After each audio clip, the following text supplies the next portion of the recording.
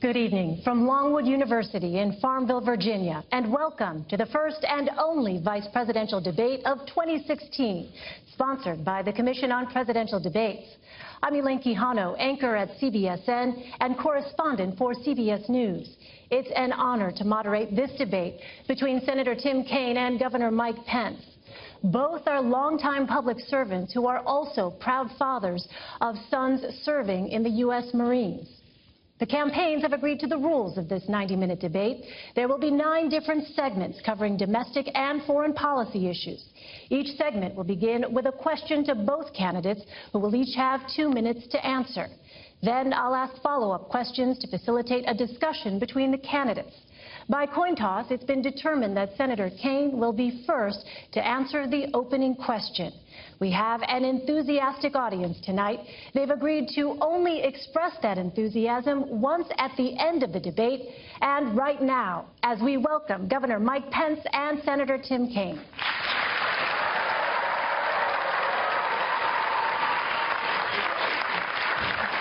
Nice to meet you, Senator.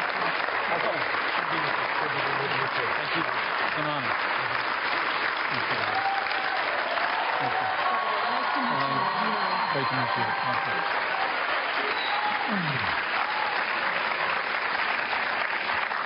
Gentlemen, welcome. It truly is a privilege to be with both of you tonight. I'd like to start with the topic of presidential leadership. 28 years ago, tomorrow night, Lloyd Bentsen said the vice presidential debate was not about the qualifications for the vice presidency, but about how, if tragedy should occur, the vice president has to step in without any margin for error, without time for preparation, to take over the responsibility for the biggest job in the world. What about your qualities, your skills, and your temperament equip you to step into that role at a moment's notice? Senator Kaine. Elaine, thank you for being here tonight. Governor Pence, welcome. It is so great to be back at Longwood University in Farmville, Virginia. This is a very special place. 65 years ago, a young, courageous woman, Barbara Johns, led a walkout of her high school, Moton High School. She made history by protesting school segregation. She believed our nation was stronger together, and that walkout led to the Brown versus Board of Education decision that moved us down the path toward equality. I am so proud to be running with another strong, history-making woman, Hillary Clinton, to be President of the United States. I'm proud because her vision of stronger together, building an economy that works for all, not just those at the top, being safe in the world, not only with a strong military, but also strong alliances to battle terrorism and climate change, and also to build a community of respect, just like Barbara Johns tried to do 65 years ago. That's why I'm so proud to be her running mate. Hillary told me why she asked me to be her running mate. She said, the test of a Clinton administration will not be the signing of a bill or the passage of a bill. It'll be whether we can make somebody's life better, whether we can make a classroom better learning environment for school kids or teachers, whether we can make us safer. It's going to be about results. And she said to me, you've been a missionary and a civil rights lawyer. You've been a city councilman and mayor. You've been a lieutenant governor and now a U.S. senator. I think you will help me figure out how to govern this nation so that we always keep in mind that the success of the administration is the difference we make in people's lives. And that's what I bring to the ticket, that experience, having served at all levels of government. But my primary role is to be Hillary Clinton's right-hand person and strong supporter as she puts together the most historic administration possible. And I relish that role. I'm so proud of her. I'll just say this. We trust Hillary Clinton, my wife and I, and we trust her with the most important thing in our life. We have a son deployed overseas in the Marine Corps right now. We trust Hillary Clinton as President and Commander-in-Chief, but the thought of Donald Trump as Commander-in-Chief scares us to death. Governor Pence. Well, first off, thank you, Elaine, and thank you to Norwood University for their wonderful hospitality and the Commission on Presidential Debates. It's deeply humbling for me to be here, to be surrounded by my wonderful family. And Senator Kaine, it's an honor to be here with you as well. And I also want to say thanks to everyone that's looking in tonight, who understands what an enormously important time this is in the life of our nation. For the last 7.5 years, we've seen America's place in the world weakened. We've seen an economy stifled by more taxes, more regulation, a war on coal, and a failing health care reform come to be known as Obamacare. And the American people know that we need to make a change. And so I want to thank all of you for being with us tonight. I also want to thank Donald Trump for making that call and inviting us to be a part of this ticket. I have to tell you, I'm a small-town boy from a place not too different from Farmville. I grew up with a cornfield in my backyard. My grandfather had immigrated to this country when he was about my son's age.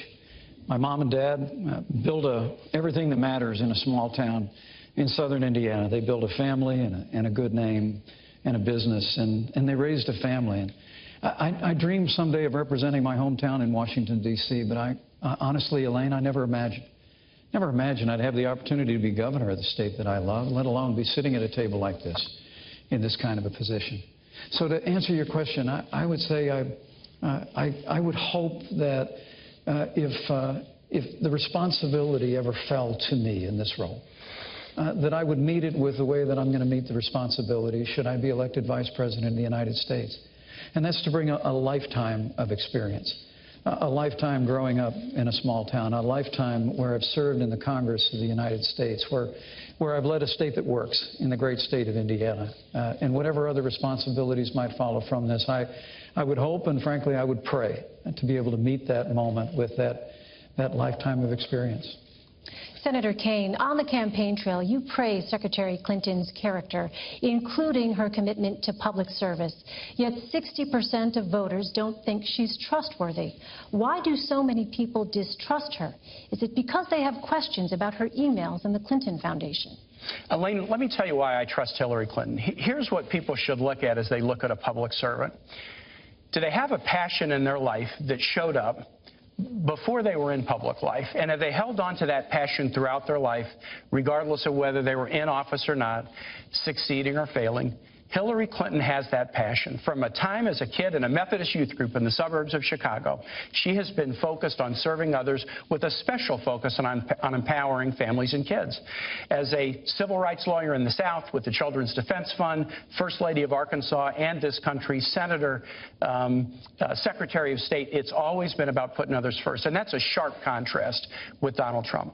Donald Trump always puts himself first. He built a business career, in the words of one of his own campaign staffers, off the backs of the little guy. And as a candidate, he started his campaign with a speech where he called Mexicans rapists and criminals, and he has pursued the discredited and really outrageous lie that President Obama wasn't born in the United States. It is so painful to suggest that we go back to think about these days where an African American could not be a citizen of the United States, and I can't imagine how Governor Pence can defend the insult-driven, selfish, me-first style of Donald Trump.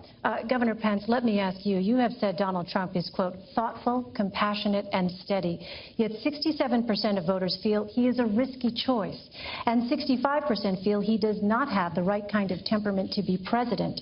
Why do so many Americans think Mr. Trump is simply too erratic? Well, let me say first and foremost that, Senator, you and Hillary Clinton would know a lot about an insult-driven campaign. It really is remarkable. At a time when literally, in the wake of Hillary Clinton's tenure as Secretary of State, where she was the architect of the Obama administration's foreign policy, we see entire portions of the world, particularly the wider Middle East, literally spinning out of control. I mean, the situation we're watching hour by hour in Syria today is a result of the failed foreign policy and the weak foreign policy that Hillary Clinton helped lead in this administration and create. The newly emboldened the aggression of Russia, whether it was in Ukraine or now their heavy-handed approach.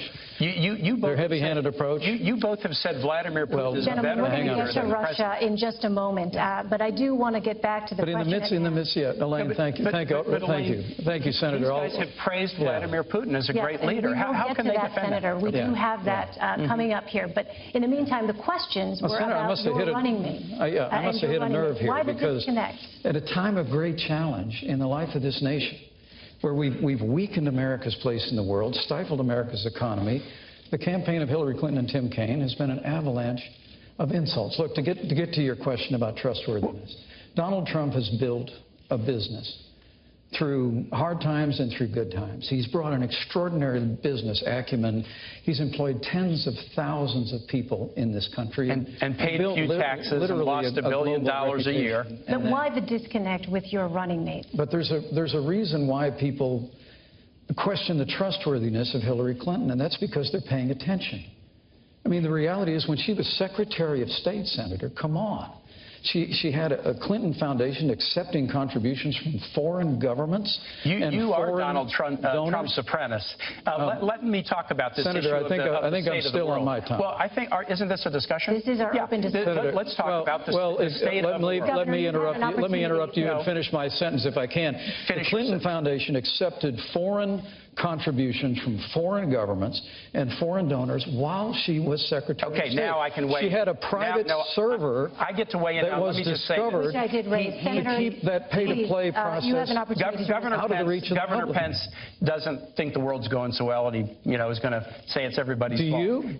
Let me tell you this. When Hillary Clinton became Secretary of State, Governor Pence, do you know that Osama bin Laden was alive? Yes. Do you know that we had 175,000 troops deployed in the battlefield in Iraq and Afghanistan? Do you know that Iran was racing toward a nuclear weapon and Russia was expanding its stockpile? Under Secretary Clinton's leadership, she was part of the national team, public safety team, that went after and revived the dormant hunt against bin Laden and wiped him off the face of the earth. She worked to deal with the Russians to reduce their chemical weapons stockpile. She worked a tough negotiation with nations around the world to eliminate the Iranian nuclear weapons program without firing a shot. Eliminate the Iranian nuclear weapons Absolutely, program. without firing a shot. And instead of 175,000 American troops deployed overseas, we now have 15,000. Right, and these are very, very. And Iraq has been overrun by ISIS because Hillary Clinton failed to renegotiate. More American troops in Iraq, you can propose that. Hillary Clinton failed to renegotiate a status of forces agreement. No, that is incorrect. And so we removed all of our troops from Iraq, and ISIS was able to be conjured up in that vacuum but I'd like to correct, and overrun vast areas of Iraq. President Bush said we would leave Iraq at the end of 2011. And Elaine, Iraq didn't want our troops to stay, and they wouldn't give us the protection for our troops. And guess what? If a nation where our troops are serving does not want us to stay, we're not going to stay without them being protected. It was a failure of the Secretary of State. If Governor Pence wants to put more troops back in Iraq, that's